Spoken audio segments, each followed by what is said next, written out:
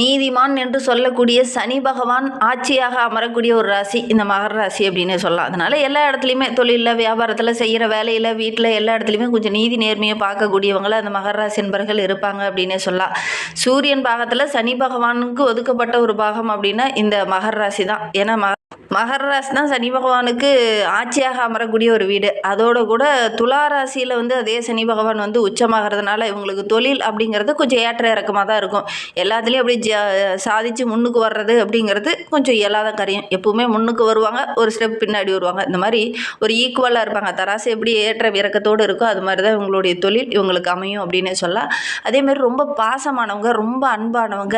ஏன்னா செவ்வாய் இங்கே உச்சமாகிறதுனால இந்த செல்வ செழிப்பே இல்லைனா கூட அந்த செல்வ செழிப்பை பெறக்கூடிய ஒரு ராசியும் இந்த மகர ராசி தான்.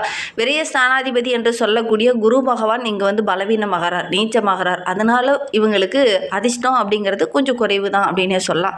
எந்த ஒரு விஷயத்துக்காகவும் டக்குன்னு இவங்க ஒரு சாதகமான பலன் அப்படிங்கிறது கிடைக்காது. செய்கிற வேலையாகட்டும், உறவுகள்கிட்டே ஆகட்டும், அந்த அன்பு பாசம் அப்படின்லாம் சம்பாதிக்கணும் அப்படின்னா கொஞ்சம் போராட வேண்டிய ஒரு சூழ்நிலை தான் இவங்களுக்கு ஏற்படும் அப்படின்னே சொல்லலாம். அதே மாதிரி தொழிலையும் கூட அந்த அதிர்ஷ்ட இப்போ டக்குன்னு எனக்கு ஒரு நல்லது சாதகமான பலன் கிடைக்கும் அப்படின்னா கொஞ்சம் போராட வேண்டிய ஒரு சூழ்நிலை தான் பொதுவாகவே இந்த மகர ராசி என்பர்களுக்கு ஏற்படும் அப்படின்னு சொல்லலாம். ஏன்னா விரயஸ்தானாதிபதியாக குரு பகவான் இங்கே பலவீனமாகிறதுனால இந்த மாதிரி சின்ன சின்ன இடைஞ்சல்கள் கொஞ்சம் வரத்தான் செய்யும் இந்த மகர ராசி என்பர்களுக்கு அப்படின்னே சொல்லலாம். இது ஒரு சரராசியாக இருக்கிறதுனால பாதி பயன் தரக்கூடிய ஒரு ராசி அப்படின்னு இந்த மகர ராசி என்பர்களை சொல்லுவாங்க. சரி, இவங்களை பற்றி நம்ம அடுத்தடுத்த வீடியோக்கள்லாம் தொடர்ந்து பார்க்கலாம். நீங்கள் இப்போ தான் ஃபஸ்ட் டைமாக நம்ம சேனலை பார்க்குறதா இருந்தால் நம்ம சேனலை சப்ஸ்கிரைப் பண்ணிவிட்டு கூடவே இருக்கிற பெல் ஐக்கானையும் கிளிக் பண்ணிக்கோங்க. அப்போ தான் நாங்கள் போடுற ஒவ்வொரு வீடியோவுமே உங்களுக்கு நோட்டிஃபிகேஷனாக வரும். நீங்கள் மகர ராசி அன்பராக இருந்தால் மறக்காமல் நம்மளுடைய சேனலுக்கு ஒரு லைக் கொடுத்துட்டு உங்களுடைய உறவுகள் வகையில், நண்பர்கள் வகையில் யாராவது மகர ராசி அன்பர்கள் இருக்காங்க அப்படின்னா மறக்காமல் இந்த வீடியோவை அவங்களுக்கும் ஷேர் பண்ணிவிடுங்க. மகர ராசியில் நீங்கள் எந்த நட்சத்திரத்தில் பிறந்தீங்க, உங்களுடைய இஷ்ட தெய்வ பெயர் என்ன, உங்களுடைய குலதெய்வ பெயர் என்ன அப்படிங்கிறத மறக்காமல் எங்களுடைய கமெண்ட் பாக்ஸில் தெரிவிங்க. ஜோதிட ரீதியாக உங்களுக்கு ஏதாவது சந்தேகம் இருக்குது, உங்களுடைய ஜனன ஜாதகத்தை ஏதாவது பார்க்கணும் அப்படின்னா டிஸ்கிரிப்ஷனில் ஜோதிடரோட வாட்ஸ்அப் நம்பர் கொடுக்கப்பட்டிருக்கு. இவர் ரொம்ப பிரபலமான ஜோதிடர். அதனால தான் உங்களுடைய நம்பர் வாங்கி நாங்கள் டிஸ்கிரிப்ஷனில் வச்சுருக்கோம். உங்களுக்கு ஏதாவது யூஸ் ஆகும், உங்களுடைய ஜனன ஜாதகத்தை ஏதாவது பார்க்கணும் அப்படின்னா இந்த நம்பருக்கு கான்டாக்ட் பண்ணி முன்பதிவு செய்துக்கோங்க. உங்களுடைய சந்தேகங்களுக்கு நல்ல ஒரு தீர்வு கிடைக்கும். இந்த மகர ராசி என்பர்களை பொறுத்தவரையிலும் வருகின்ற நாட்களுடைய கிரக நிலையை வைத்து ஆராய்ந்து பார்க்கும்போது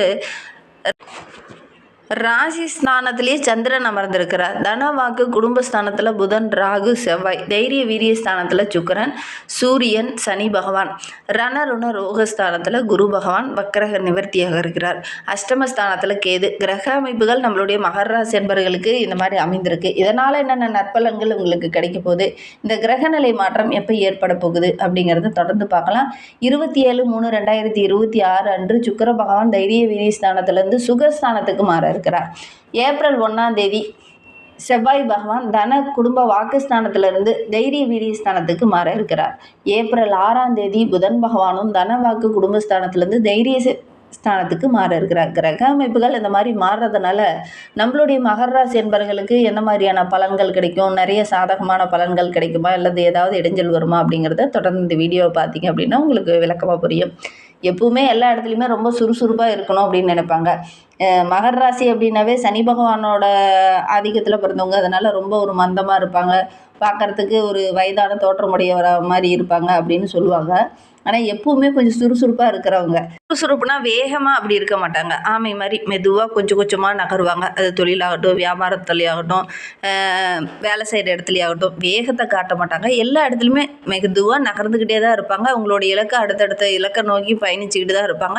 கொஞ்சம் கொஞ்சமாக நகரக்கூடியவங்க இந்த மகர ராசி என்பர்கள். இவங்களுக்கு வருகின்ற நாட்கள் அப்படிங்கிறது ஒரு பண வரவு எதிர்பார்த்ததை விட கொஞ்சம் சிறப்பாக கிடைக்கக்கூடிய ஒரு மாதமாக வருகின்ற மாதம் அமைந்திருக்கு அப்படின்னு சொல்லலாம். சுகாரிகள்லாம் ரொம்ப நாளாக திட்டமிட்டிருக்கேன், ஆனால் அது நடக்காமல் தள்ளி போயிட்டே இருக்குது அப்படின்னு கவலைப்பட்டுட்டு இருந்த நம்மளுடைய மகர ராசி என்பவர்களுக்கு வருகின்ற நாட்களில் அதெல்லாம் நல்ல ஒரு வரன் அமையக்கூடிய யோகம் இருக்குது அப்படின்னு சொல்லலாம். நெருக்கமானவங்க உங்களை பேசி மகிழ்விப்பாங்க. நண்பர்கள் உங்களுக்கு உதவிகரமாக இருப்பாங்க. மனதில் ஒரு விதமான குழப்பத்தோடு தென்பட்ட உங்களுக்கு என்பர்களுக்கு வருகின்ற நாட்களில் அந்த குழப்பங்கள் எல்லாமே சரியாகும். தொழிலில் வியாபாரத்தில் ஈடுபட்டு இருக்கிறவங்களுக்கு நல்ல ஒரு மேன்மை எதிர்பார்க்கலாம். உங்களுடைய செயல்பாடுகள் எல்லாமே பாராட்டுக்குரியதாக இருக்கும். வியாபாரத்தில் கூட நல்ல ஒரு முன்னேற்றத்தை எதிர்பார்க்கலாம். தொழில் தொடர்பாக ஏதாவது வெளியில் பயணம் போவீங்க, அந்த பயணங்கள் கூட உங்களுக்கு சாதகமாக அமையக்கூடிய ஒரு யோகமான கிரக அமைப்பாக வருகின்ற நாட்கள் இந்த மகர ராசி என்பர்களுக்கு அமைந்திருக்கு அப்படின்னு சொல்லலாம்.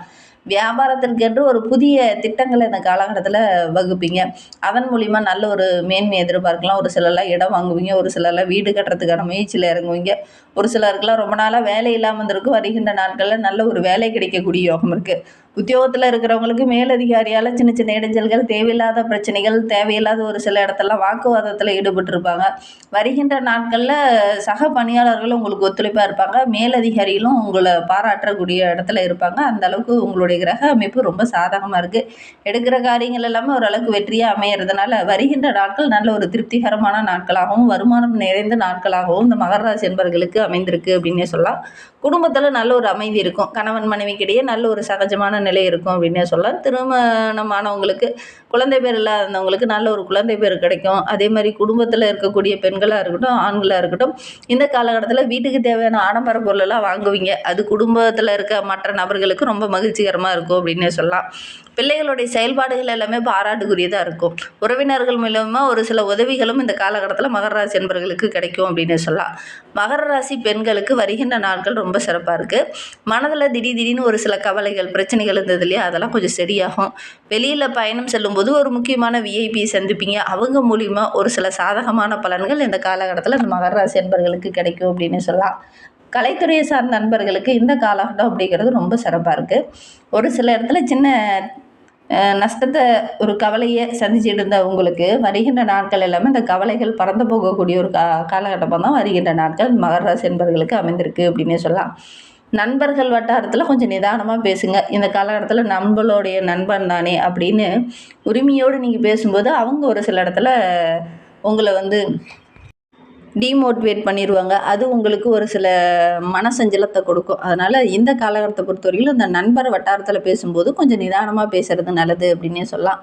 டென்ஷன் தர மாதிரி எந்த ஒரு முக்கியமான வேலையுமே இந்த காலகட்டத்தில் நீங்கள் பொறுப்பெடுத்துக்க வேண்டாம். கொஞ்சம் பொறுமையாகவும் நிதானமாகவும் இருக்கிறது இந்த மகர ராசி என்பர்களுக்கு ரொம்ப நல்லது அப்படின்னு சொல்லலாம். அரசியல் துறையில் இருக்கிறவங்க எடுக்கிற காரியங்கள் எல்லாமே ஓரளவுக்கு வெற்றி இருக்கும். செயலில் ஒரு வேகம் இருக்கும். உங்களுடைய புத்திசாலித்தனம் எல்லா இடத்துலையுமே தென்படும். உங்களுடைய அறிவுத்திறனுக்கு நல்ல ஒரு பாராட்டு கிடைக்கக்கூடிய ஒரு யோகமான கிரக அமைப்பு தான் அந்த மகர ராசி என்பர்களுக்கு வருகின்ற நாட்கள் அமைந்திருக்கு அப்படின்னே சொல்லலாம். எதையுமே செய்து முடிக்கணும் அப்படிங்கிற ஒரு தைரியத்தோடு இறங்குவீங்க. இந்த தடுமாற்றம்லாம் சரியாகி தைரியமாக இறங்குற காரியங்கள் உங்களுக்கு சரியாகும் அப்படின்னு சொல்லலாம். எடுக்கிற காரியங்கள்லாம் ஓரளவுக்கு வெற்றியாக அமையும் அப்படின்னு சொல்லலாம். திடீர்னு பார்த்திங்கன்னா ஆரோக்கிய ரீதியாக சின்ன சோர்வு ஏற்படக்கூடிய ஒரு சூழ்நிலை இருக்குது. கவனமாக இருக்கிறது நல்லது அப்படின்னு சொல்லலாம். மாணவர்களை பொறுத்தவரைக்கும் நல்ல ஒரு முன்னேற்றத்தை வருகின்ற நாட்களில் எதிர்பார்க்கலாம். ஒவ்வொரு விஷயத்தையுமே திட்டமிட்டு செயல்படுங்க.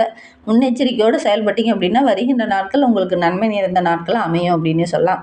மகர ராசியில் உத்திராடம் நட்சத்திரத்தில் பிறந்தவங்களுக்கு வருகின்ற நாட்கள் அப்படிங்கிறது ரொம்ப சிறப்பாக இருக்குது. அலைச்சல் ஒரு பக்கம் இருந்தாலும் கொடுத்த வாக்கை காப்பாற்றுவீங்க. அதே மாதிரி ஒரு சிலருக்கு குழந்தைகளால் சின்ன சின்ன பிரச்சனைகள், குழந்தைகளால் ஒரு மன வருத்தம் ஏற்படுற மாதிரி ஒரு சில பிரச்சனைகளையும் மின்னல்களையும் சந்திச்சுட்டு இருந்த நம்மளுடைய உத்திராட நட்சத்திரக்காரங்களுக்கு அந்த பிரச்சனைகள் எல்லாமே வருகின்ற நாட்களில் உங்களுக்கு சரியாகும். மேலதிகாரியோட அன்பு ஆதரவெல்லாம் கிடைக்கும். உத்தியோகத்தில் இருக்கிறவங்களுக்கு ஒரு சில இடைஞ்சல்கள் சக ஊழியர்களால் இருந்தது இல்லையா, அதெல்லாம் வருகின்ற நாட்களில் ஒவ்வொன்றா சரியாக ஆரம்பிக்கும். அதனால் நல்ல ஒரு மகிழ்ச்சிகரமான நாட்களில் வருகின்ற நாட்கள் அமைந்திருக்கு. திருவோண நட்சத்திரத்தில் பிறந்தவங்களுக்கு வருகின்ற நாட்கள் அப்படிங்கிறது ரொம்ப சிறப்பாக இருக்குது. உங்களுடைய அன்புக்கும் பாசத்துக்கும் மற்றவங்க கட்டுப்பட்டு நடப்பாங்க. அது உங்களுக்கு ரொம்ப மகிழ்ச்சியாக இருக்கும். உங்களுடைய கருத்துக்களை மற்றவங்க கேட்டு நடக்கிறதுனால நல்ல ஒரு மகிழ்ச்சிகரமான காலகட்டமாக வருகின்ற நாட்கள் அமைந்திருக்கு. திருமண வயதில் இருக்கிறவங்க இந்த காலகட்டத்தில் கொஞ்சம் வரன் தேட முயற்சி பண்ணிங்க அப்படின்னா நல்ல ஒரு வரன் அமையக்கூடிய யோகம் இருக்குது. புதுசாக வீடு, மனை, வண்டி, வாகனம் வாங்கக்கூடிய யோகம்லாம் இருக்குது. முயற்சி பண்ணுங்கள். அவிட்டம் நட்சத்திரக்காரர்களுக்கு வருகின்ற நாட்கள் அப்படிங்கிறது ரொம்ப சிறப்பாக இருக்குது அப்படின்னு சொல்லலாம். விரும்பிய நண்பர்கள் இந்த காலகட்டத்தில் உங்களுக்கு பக்கபலமாக இருப்பாங்க. அவங்க ஒரு சில இடத்துல உதவிகரமாக இருப்பாங்க. வீட்டுக்கு தேவையான ஆடம்பர பொருளெல்லாம் வாங்கணும்னு நினைப்பீங்க. அதற்காக ஒரு சில இடத்துல அலைஞ்சி திரிஞ்சு ஒரு நல்ல பொருளாக வாங்கணும் அப்படிங்கிறதுக்காக கொஞ்சம் அலைச்சல் அதிகமாகும். அதனால் ஒரு சில இடத்துல சின்ன சின்ன இடைஞ்சல்கள் வரதுக்கான ஒரு சூழ்நிலை இருக்குது. ஒரு சிலருக்கு தூக்கமின்மை போன்ற பிரச்சனைகள்லாம் இந்த காலகட்டத்தில் வரும்.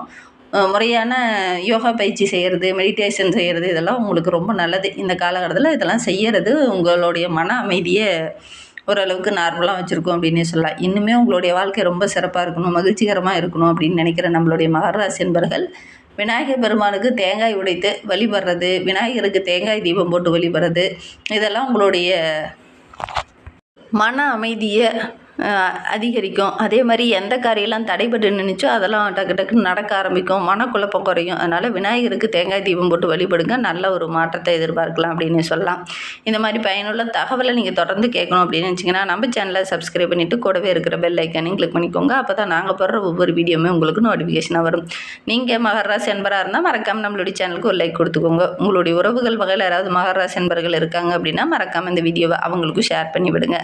மகர ராசியில் நீங்கள் எந்த நட்சத்திரத்தில் பிறந்தீங்க அப்படிங்கிறத மறக்காமல் எங்களுடைய கமெண்ட் பாக்ஸில் தெரிவிங்க. இந்த வீடியோவை முழுமையாக பார்த்ததற்கு மிகவும் நன்றி. தேங்க்யூ.